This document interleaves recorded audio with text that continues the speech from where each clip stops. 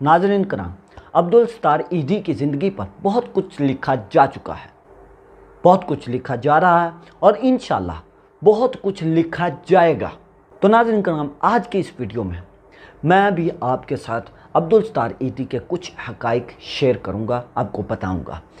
अस्सलामुअलैकुम, मैं हूं वासिफ़ अली। आप देख रहे हैं यूट्यूब चैनल। जिस भी मेरे दोस्त ने मेरा चैनल सब्सक्राइब नहीं किया वो मेरे चैनल को सब्सक्राइब ज़रूर करें ताकि मेरी न्यू आने वाली वीडियो आप तक पहुंच सके। तो चलिए नाज़रीन कराम, इस वीडियो को भी हम स्टार्ट करते हैं।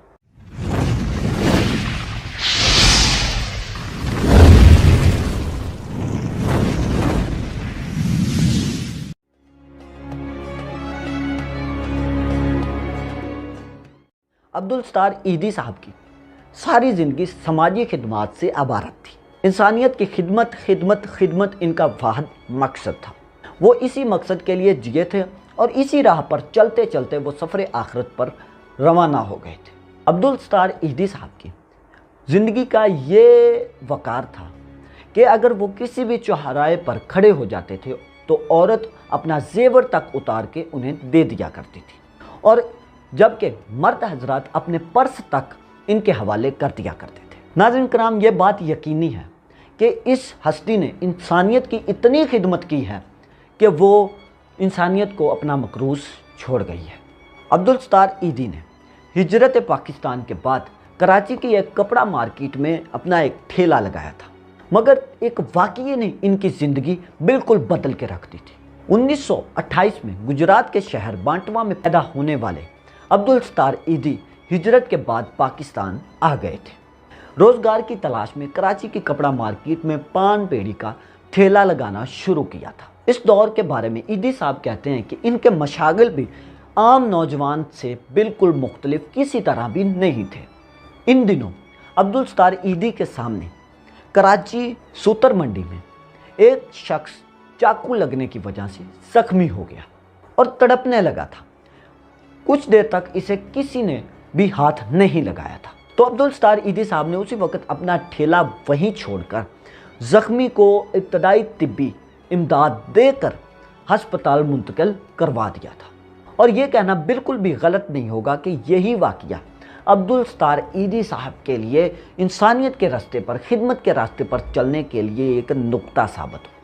ईदी साहब अपनी शादी के बारे में भी बताते हैं कि उन्होंने बल्कीस ईदी का इंतखाब भी इंसानियत की खिदमत का जज्बा देखकर ही किया था। अब्दुल सत्तार ईदी साहब का कहना है कि लोग बच्चों को कूड़े में फेंक जाते थे, छोड़ जाते थे, तो बल्कीस ईदी उन्हें नहला धुला कर साफ कपड़े पहनाया करती थी।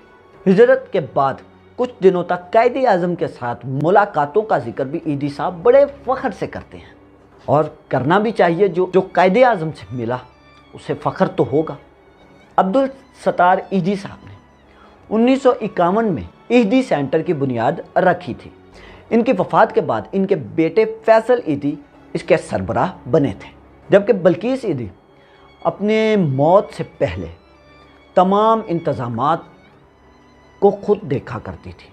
बल्कीस ईदी को डिस्पेंसरी में अपना पहला बड़ा तजर्बा बहुत अच्छे तरीके से याद था। 1971 की जंग के दौरान बम धमाकों के नतीजे में मसक शुदा लाशों को दफनाने के लिए ईदी फाउंडेशन लाई जाती थी, जहां इन लाशों को गुस्ल दिया जाता था। अब्दुल सत्तार ईदी साहब गली सड़ी लाशों को खुद गुस्ल दिया करते थे। जब उनसे पूछा कि ईदी साहब क्या आपको लाश में से बदबू नहीं आती, तो उस वक़्त ईदी साहब ने कहा कि मैं इसलिए ये खुद काम करता हूँ कि हो सकता है शायद कल को मेरी भी यहाँ पर लाश हो सकती है। इंसानियत के इस अजीम काम में अब्दुल सत्तार ईदी की बीवी बल्कीस ईदी ने भी बढ़ चढ़कर हिस्सा लिया था। बल्कीस ईदी याद करती थी कि इन लाशों का सिर्फ एक टांग, बाजू या सर ही बरामद होता था। वो ईदी फाउंडेशन के दीगर रजाकारों के साथ मिलकर इन लाशों के बकिया हिस्सों को ढूंढती और इसको गुस्ल दिया करती थी। ईदी साहब ने अपने किसी प्रोग्राम में बताया कि 60 साल पहले से ही हम अपनी ईद की खुशियां मनाना छोड़ चुके थे, सिर्फ ईद की 2 रकात नमाज ही अदा किया करते थे। इनका कहना था कि वो खुद को ज़िंदा नहीं समझते। ईदी साहब ने अपनी कब्र खुद 25 बरस पहले ही तैयार करवा ली थी। ईदी साहब के बारे में ये बात भी बहुत मशहूर है। ये बल्किस ईदी साहब ने बताया है कि एक बार ईदी साहब ने एक साथ 2 कब्रें खुदवा ली थी और कहा कि ये एक मेरी है और ये दूसरी तुम्हारी है। मैंने कहा मैं तो वहाँ नहीं जाऊँगी, वो बहुत दूर है, वहाँ पर तो कोई फातिहा पढ़ने भी नहीं आएगा। इस पर ईदी साहब ने मुस्कुरा कर कहा कि तुम मरोगी तो मैं ही पूछने आऊँगा। ईदी फाउंडेशन की वेबसाइट पर 1976 का एक वाक़या दर्ज है, जब अब्दुल सत्तार ईदी और बल्किस ईदी एक हादसे का शिकार हुए थे जो एक गांव के करीब आया था, जिसके आसपास ना कोई हवाई अड्डा और ना ही कोई लैंडिंग पट्टी थी। इस वक्त कराची में बिस्मिल्लाह बिल्डिंग नामी एक इमारत गिर गई थी। इस वक्त जुल्फ़िकार अली भुट्टो की हुकूमत थी। जब इमारत गिरी तो इस वक्त इन्होंने मौके पर अब्दुल सत्तार ईदी को गैर मौजूद देखकर इन्होंने दरियाफ्त किया कि वो कहाँ है। तो इन्हें सारी सूरत हाल के बारे में बताया गया कि वो हादसे में ज़ख्मी हो गए हैं और बेहोशी के आलम में भी हैं। ये जानकर जुल्फ़िकार अली भुट्टो ने फौरी तौर पर एक छोटा हवाई जहाज़ रवाना किया। त्यारे के ज़रिए अब्दुल सत्तार ईदी को कराची के सिविल हॉस्पिटल में दाखिल करवाया गया, जहाँ वो तिब्बी मुआयने के कुछ देर बाद होश में आ गए थे।